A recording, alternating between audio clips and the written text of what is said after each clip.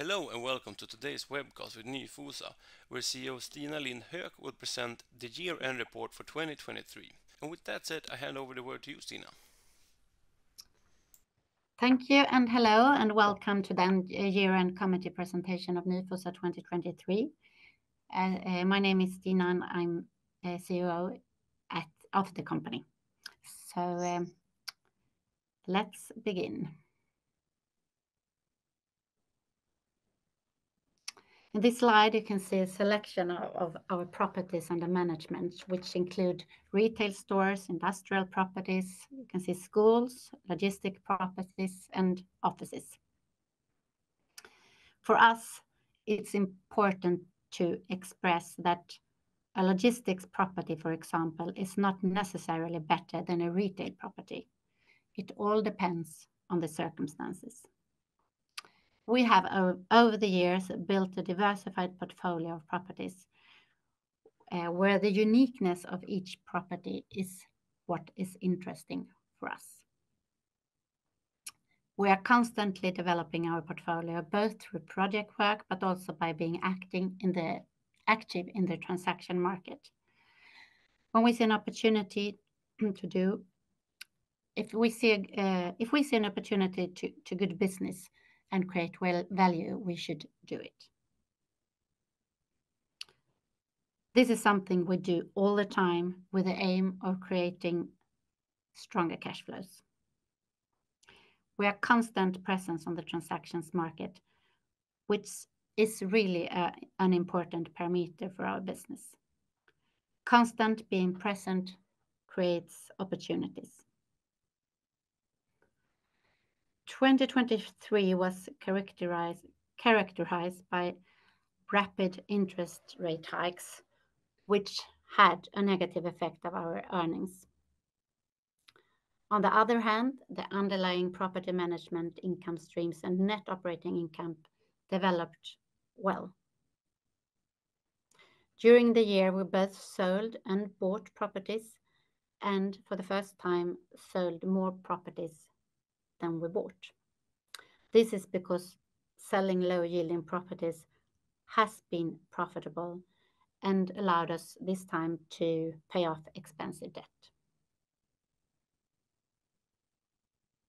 Nyfosa has a history of strong growth. However, this slowed down somewhat when the market conditions changed. But our main mission is still increase cash flow and result per share over time. So turning to specific numbers, the revenues increased by 13% during the year, and net operating income increased by 17%. This corresponds to net operating income of 12.8 per share.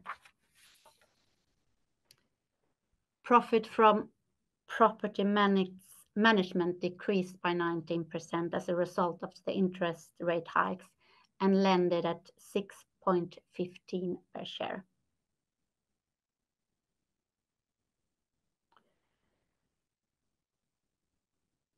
Due to this sharp interest rate hikes during the year and to ensure Nyfosa's financial strength and latitude on the market in 2024, the board of directors proposes that no dividend be paid for 2023. However, Nyfosa remains as a cash flow-driven company and the dividend policy remains in place. On this slide, we can see the year's result in context of previous years. Net operating income per share has increased steadily since we started. Profit from property management, though, has decreased over the latest year, but the net asset value has remained relatively stable. This is because the increase of net operating income has compensated for the yield adjustments, which has risen from 5.8 to 6.8 since the interest rate hikes began. An interesting observation is that as net operating income has increased, this means that if the interest rate retreats to 2 again, it corresponds to roughly the same profit for the property management as when the interest rate was at 0. As previously communicated, we have developed a new financing strategy whereby we systematically fix interest rate to avoid the effects of similar rapid fluctuations in the future. Nyfosa Finland becomes Kielo. This slide provides an overview of our operations in Finland, where since 2021, Nyfosa has built up a property portfolio that today consists of offices. So we have warehouses, light industry, and discount retail, primarily located in university towns. To provide better insight into the Finnish portfolio, now worth 8.1 billion, we have decided to start reporting it as its own segment. Moreover, from 2024 onwards, Nyfosa Finland will operate under a name Kielo. This is a brand we acquired in the portfolio 2021. It's well established in Finland and provides a good platform to develop further. We can here see the earning capacity, and it has increased by 15% since the last quarter, and it's now 6.27 per share.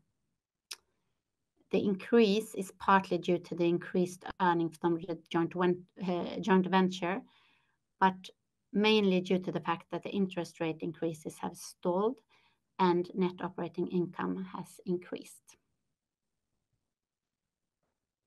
We recently took the decision to issue a profit forecast going forward.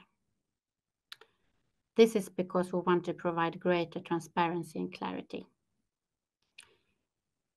It's important to bear in mind that the forecast will be based on the portfolio currently owned and free from assumption regarding potential acquisitions and sales, and simply on the basis that we will own the same property portfolio throughout the year. The forecast profit is expected to amount to 1,200 million, and this will be updated quarterly.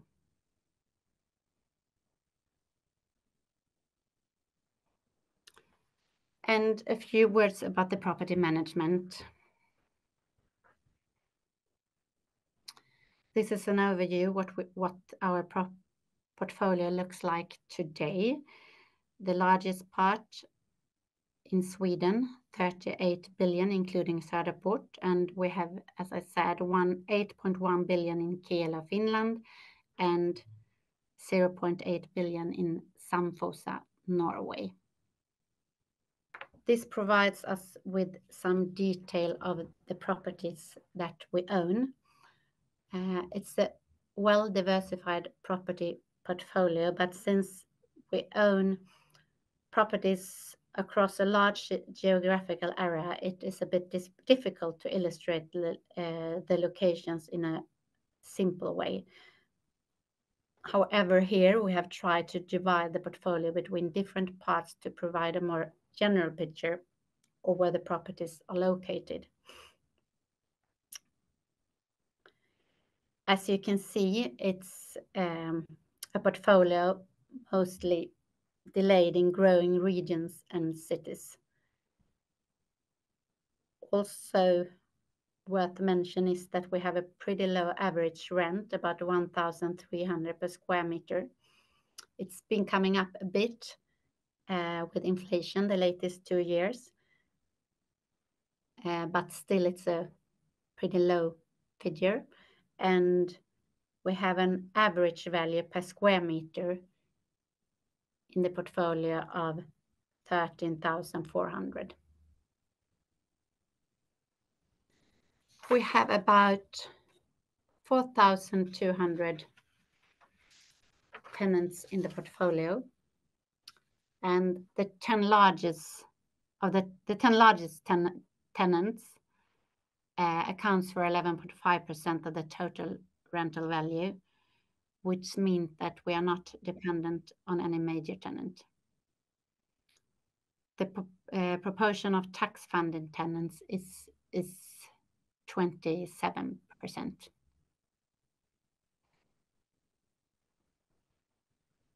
We ended the quarter with a net leasing of 10 million, positive net leasing of 10 million. And the full year ended up to -8 million, slightly down due to the bankruptcies on 21 million. It was +16 million in Sweden, and it was -6 million in Finland. And here you can also follow the net leasing trend over the years. And as you see, it's pretty flat. And I'm glad to see that the last quarter was we saw a strong demand for our premises, and that we could end up positive over the quarter. Sustainability, we continue to work forward with the different sustainability parts. Much focus on the energy efficiency and lowering emissions. And you can see on the text here different kind of actions that we have made over the year.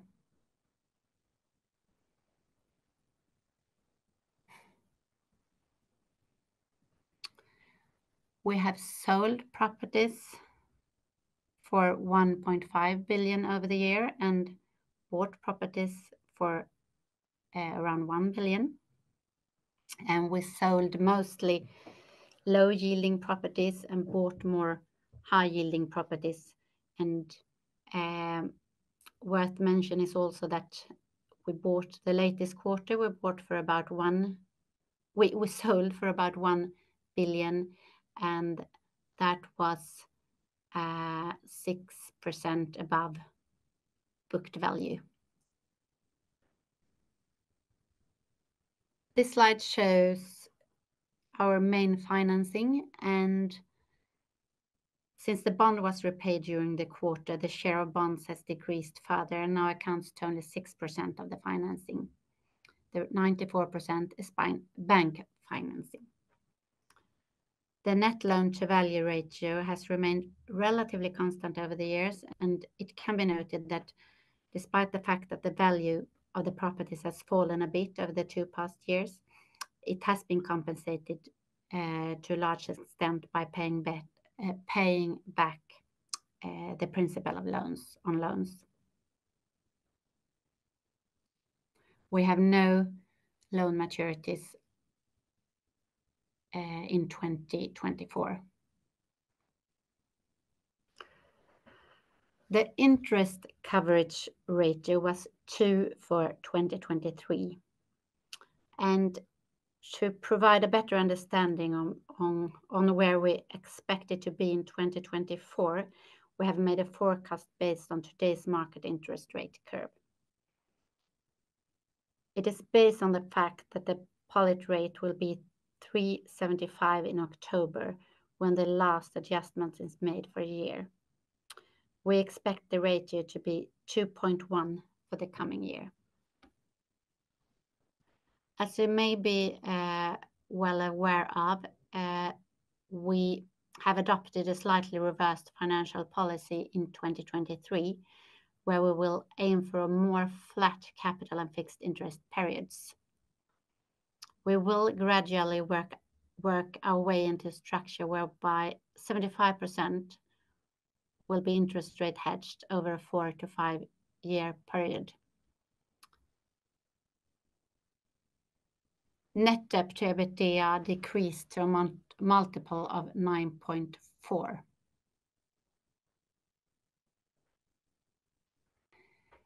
Regarding the valuations, the trend of rising direct yield requirement continues, which lower valuations. However, this is compensated by rising net operating income and projects. If we start to see a falling interest curve during the year, we believe that the decline in value should level off, with the result that the sellers and buyers should find it easier to make transaction the coming year. In summary, it has been a cautious year for Nyfosa. Market conditions have made finding good opportunities a bit tricky. The market conditions for the coming year look set to improve in a variety of ways, with hopefully lower interest rate, return of the more functioning capital market, which already had happened, and a fair amount of capital in the market. It though remains to see how hard the economic downturns continues to affect us. But on a whole, I view 2024 with optimism. We will continue to be active in the transaction market, both buy and sell sides, always with the aim of increasing cash flow per share in the long term. Nyfosa will constantly develop as a company. We will never stand still, and we always look to the future. We are still a young company and only the beginning of our journey. There is plenty to do, and I'm really looking forward to 2024. Thank you.